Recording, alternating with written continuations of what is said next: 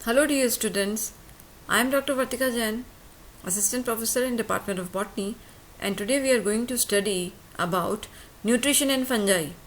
It is part of second paper of MSc Botany first semester. तो MSc Botany के first semester में paper second में हमें microbiology, mycology और plant pathology के बारे में पढ़ना है और उसमें से हमने हमारे प्रीवियस वीडियो में कुछ जनरल कैरेक्टर्स फंजाई के पढ़े हैं जो यूनिट थर्ड का पार्ट है। और आज इस यूनिट थर्ड के पार्ट में हम फंजाई के न्यूट्रिशन के बारे में चर्चा करने वाले हैं कि फंजाई जो है वो अपना पोषण कैसे प्राप्त करती है। तो हमने ये देखा था कि पौधों में और फंजाई में यही अंतर है कि कवक के पास क्लोरोफिल नहीं है और क्लोरोफिल नहीं होने की वजह से कवक अपना भोजन खुद नहीं बना सकती और इस वजह से फोटोसिंथेसिस नहीं कर पाने की वजह से ये दूसरों के ऊपर अपना भोजन प्राप्त करने के लिए निर्भर होती हैं। तो इसलिए इन्हें हेटेरोट्रॉफ कहा जाता है, विषमपोषी, who are dependent on others for taking food. अब दूसरों के ऊपर डिपेंडेंट है, अब वे क्या पदार्थ हैं या कोई लिविंग ऑर्गेनिज्म है। अगर वे लिविंग ऑर्गेनिज्म पे डिपेंडेंट है तो उन्हें बायोट्रॉफ या पैरासाइट कहेंगे, या हेमीबायोट्रॉफ की एक कैटेगरी है। एक और कैटेगरी है नेक्रोट्रॉफ, और एक और तरीका है पोषण प्राप्त करने का, वो सिम्बायोसिस, जिसमें लाइकेन्स या माइकोराइजा का एसोसिएशन बना करके फंजाई किसी और ऑर्गेनिज्म के साथ रहते हुए अपना न्यूट्रिशन प्राप्त कर सकती हैं। तो पोषण के लिए फंजाई दूसरों के ऊपर डिपेंडेंट है। फंजाई को हेटेरोट्रॉफ कहते हैं, फंजाई ऑटोट्रॉफ नहीं है, फंजाई स्वपोषी नहीं है। तो सबसे पहले हम देखते हैं बायोट्रॉफ कि फंजाई बायोट्रॉफ या पैरासाइट किस रूप से है। पैरासाइट का तात्पर्य होता है कि जब किसी लिविंग होस्ट के ऊपर अपना भोजन प्राप्त करने के लिए निर्भरता हो। These fungi they require living host cells to grow and to survive, यानी वो कोई जीवित कोशिकाओं से अपना भोजन प्राप्त करती हैं। और यूजुअली जो बायोट्रॉफ या पैरासाइटिक फंजाई होती है वे हास्टोरियम नामक स्ट्रक्चर बनाती हैं, जिसे चूषकांग भी हम कहते हैं और सकर ऑर्गन भी कहते हैं। वो चूषकांग के जरिए वे लिविंग सेल से अपना भोजन, अपना पोषण प्राप्त करती हैं। और ये बायोट्रॉफ भी दो प्रकार के हैं, एक तो ऑब्लिगेट पैरासाइट होते हैं, अविकल्पी परजीवी होते हैं, और एक होते हैं फैकल्टेटिव सेप्रोफाइट। तो इनकी चर्चा हम हमारी नेक्स्ट स्लाइड्स में करेंगे। तो बायोट्रॉफ अर्थात वे फंजाई जो लिविंग होस्ट से अपना भोजन प्राप्त करती हैं। अब अगर वे किसी लिविंग होस्ट के ऊपर अपना भोजन प्राप्त कर रही हैं तो it means they are affecting that living cell.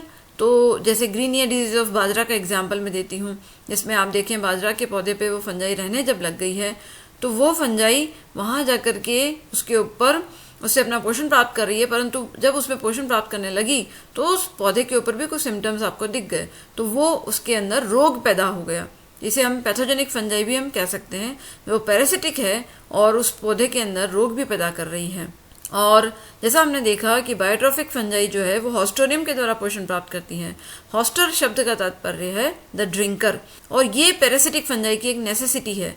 इसकी ये महत्वपूर्ण आवश्यकता है, इस हॉस्टोरियम के थ्रू अपना पोषण प्राप्त करती है। और ये एक ऐसी स्ट्रक्चर है जिसके थ्रू जो लिविंग होस्ट है वो उसकी सेल्स मरती भी नहीं है, होस्ट विल नॉट डाई। और इसमें क्या होता है कि जो होस्ट की कोशिकाएं हैं उनकी कोशिका भित्ति स्ट्रेच हो जाती है, खिंच जाती है, और इसकी वजह से उसकी परमिएबिलिटी बढ़ जाती है ताकि फंगस इजीली उसकी कोशिका से अपना भोजन प्राप्त कर सके। और इवन उसका जो सरफेस एरिया है अब्जॉर्प्शन करने का, भोजन के अवशोषण का सरफेस एरिया भी बढ़ जाता है। और ये जो हॉस्टोरियम है ये कोशिका के अंदर इन्वेजिनेशन इस तरीके से बनाती है, इन्फेक्शन पैक बना सकती है। वो डिफरेंट टाइप के हो सकते हैं इनके स्ट्रक्चर, जैसे आप देख रहे हैं यहाँ बैलून शेप दिख रही हैं, वो ब्रांच्ड भी हो सकते हैं। डिफरेंट शेप के हॉस्टोरियम जो हैं वो बनते हैं, लिविंग सेल्स के अंदर जाते हैं और वहाँ अपना भोजन पोषण प्राप्त करते हैं, और इस तरीके से प्राप्त करते हैं कि उस होस्ट की कोशिका को वो मरने भी नहीं देते हैं। सेकेंड है हेमीबायोट्रॉफ, जिसे अर्ध परजीवी भी कह सकते हैं। इस प्रकार की कुछ फंजाई हैं। ये फंजाई इनिशियली तो इनको लिविंग होस्ट सेल्स चाहिए होती हैं, परंतु धीरे धीरे वे क्या करती हैं, वे उन होस्ट सेल्स की डेथ कर देती हैं, और जब वो होस्ट सेल्स मर जाती हैं तब वे उससे उन डेड सेल से अपना पोषण प्राप्त करना शुरू कर देती हैं। उसे नेक्रोट्रॉफिक फंजाई भी कह सकते हैं। तो अब ये इनिशियली बायोट्रॉफिक होती हैं, बाद में नेक्रोट्रॉफिक मोड पे आ जाती हैं, तो इनको हेमीबायोट्रॉफिक अर्ध परजीवी का दर्जा भी दिया जाता है। इसका एक एग्जाम्पल है, एक फंजाई है कॉलेटोट्राइकम लिंडमथियानम।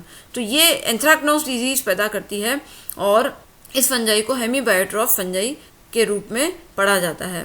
देन थर्ड टाइप जो मोस्ट कॉमन है फंजाई में, आप देखते भी हैं, इसे पर्थोट्रॉफ भी कहते हैं, नेक्रोट्रॉफ भी कहते हैं। इसे सेप्रोफाइट भी कहते हैं, मृतोपजीवी फंजाई, जो कि डेड ऑर्गेनिक मैटर से या डेड सेल्स से उनसे अपना पोषण प्राप्त करती हैं। They use enzymes and toxins to kill the host cells in advance of the hypha and they grow between the dead and dying cells, और उन डेड ऑर्गेनिक मैटर से अपना पोषण प्राप्त करती हैं। जैसे पर्थोट्रॉफ भी कहा जाता है, नेक्रोट्रॉफ भी कहा जाता है। नेक्रो का तात्पर्य है सड़ना और गलना। तो कुछ ऐसी फंजाई हैं जैसे जो ऑब्लिगेट सेप्रोफाइट्स है, अर्थात अविकल्पी मृतोपजीवी हैं, वो पूर्ण रूप से डेड ऑर्गेनिज्म से ही अपना भोजन प्राप्त करती हैं। जैसे कुछ फंजाई हैं, जैसे आप देखते हैं ब्रेड के ऊपर जो सड़ रही है ब्रेड, या लकड़ी सड़ रही है उसके ऊपर कोई फंजाई मिल रही है, तो वो क्या हो गया, नेक्रोट्रॉफिक फंजाई का एग्जाम्पल हो गया। और इसके एक और एग्जाम्पल है फैकल्टेटिव पैरासिटिक, कुछ फंजाई है वो भी नेक्रोट्रॉफिक हो सकती है, उसके एग्जाम्पल भी हम आगे देखते हैं। तो उसके पोषण जो प्राप्त करने का जो तरीका है उस पर हमने 4 प्रकार से मोटे तौर पर डिवाइड कर सकते हैं। Obligate parasite, obligate saprophyte, facultative parasite and facultative saprophyte. अब ये क्या है, पहला देखते हैं ऑब्लिगेट पैरासाइट, अर्थात अविकल्पी परजीवी कवक। ऐसे कवक जो कि अविकल्पी हैं, यानी उनके पास कोई विकल्प नहीं है, वे परजीवी के रूप में ही पोषण प्राप्त कर सकती हैं। They can only behave as a biotrophic fungi, they can only behave as a parasite, they are totally dependent on living organism.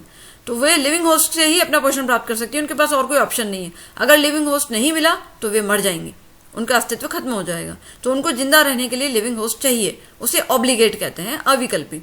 उनको इन विट्रो अगर आप चाहें कि अगर आप उसको टेस्ट ट्यूब में या पेट्री प्लेट में उसको कल्चर आप कर सकें, ग्रो कर सकें, तो नहीं कर सकते।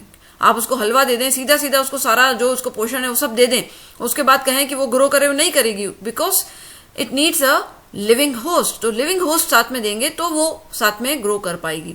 इनकी एक कॉम्प्लेक्स रिक्वायरमेंट हो गई फूड की, यानी इनको लिविंग होस्ट चाहिए ही चाहिए, यानी इनका जो रेस्ट्रिक्शन है बहुत ज़्यादा है, इनकी फूड प्राप्त करने की रेस्ट्रिक्शन ज़्यादा है, और इस वजह से इनका सर्वाइवल भी थोड़ा डिफिकल्ट हो जाता है। इसका एक एग्जाम्पल है जैसे एल्बुगो फंगस।